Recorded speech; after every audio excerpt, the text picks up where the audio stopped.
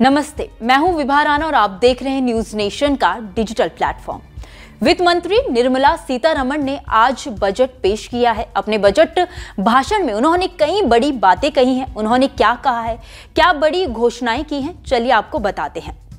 वित्त मंत्री निर्मला सीतारमण ने बजट भाषण की शुरुआत करते हुए कहा है कि देश की जनता भविष्य की तरफ देख रही है।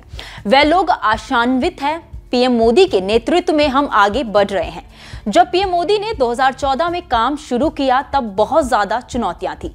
जनता के हित में काम शुरू किए गए, जनता को ज्यादा से ज्यादा रोजगार के अवसर दिए गए, देश में नया उद्देश्य और उम्मीद जगी है। जनता ने हमें दूसरी बार सरकार में चुना। हमने व्यापक विकास की बात, सबका साथ, सबका विश्वास और सबके प्रयास के मंत्र से आगे बढ़े। लोकसभा में बजट भाषण पढ़ रही वित्त मंत्री निर्मला सीतारमण ने अपनी सरकार की उपलब्धियां गिनाते हुए कहा कि 10 साल में 25 करोड़ लोग गरीबी रेखा से बाहर आए हैं। आम जनता की औसत आय 50% से अधिक बढ़ी।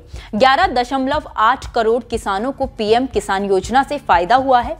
390 नए विश्वविद्यालय भी खोले गए हैं। वित्त मंत्री निर्मला सीतारमण ने बजट भाषण में आगे कहा कि हर घर जल, सभी के बिजली, गैस, वित्तीय सेवाएं और बैंक अकाउंट खोलने के लिए काम किया है। खाने की चिंताओं को दूर किया है। 80 करोड़ लोगों को मुफ्त राशन दिया गया है। मूलभूत आवश्यकताओं को पूरा किया गया है, जिससे कि ग्रामीण क्षेत्रों में लोगों की आय बढ़ी है। 2047 तक भारत एक विकसित राष्ट्र बन जाएगा। हम लोगों को सशक्त बनाने का काम कर रहे हैं। हमने भ्रष्टाचार और भाई भतीजावाद को खत्म किया है। वित्त मंत्री इसके साथ ही कहा है कि ईस्ट यूरोप कॉरिडोर भारत के लिए अहम है। इससे दुनिया में कारोबार बढ़ेगा। वहीं 1 करोड़ घरों को हर महीने 300 यूनिट बिजली फ्री मिलेगी। युवाओं को सशक्त और सजग बनाने पर जोर दिया जाएगा। स्किल इंडिया मिशन में 1.4 करोड़ युवाओं को ट्रेंड किया गया है। वित्त मंत्री ने आगे कहा कि किसान संपदा योजना में 38 लाख किसानों को लाभ हुआ है।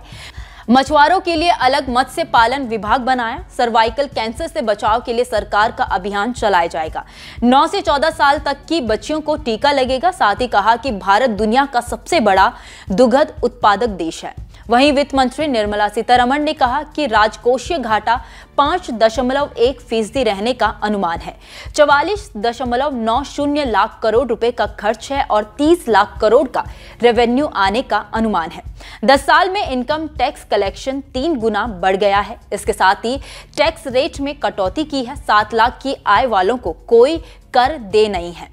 2025 से 2026 तक घाटे को और कम करेंगे। वित्त मंत्री निर्मला सीतारमण ने कहा कि टैक्स स्लैब में कोई बदलाव नहीं किया गया है, यानी फिलहाल आयकर दाताओं को राहत नहीं दी गई है। 7 लाख तक की आय पर टैक्स नहीं लिया जाएगा। इनकम टैक्स भरने की प्रक्रिया आसान की गई है। रिफंड भी जल्द जारी किया जाएगा। जीएसटी संग्रह 2 गुना हो गया है। जीएसटी से अप्रत्यक्ष कर व्यवस्था को बदला गया है। खैर, इस खबर में इतना। इस खबर पर आपकी क्या राय है, आप हमें कमेंट सेक्शन में जरूर बताइए।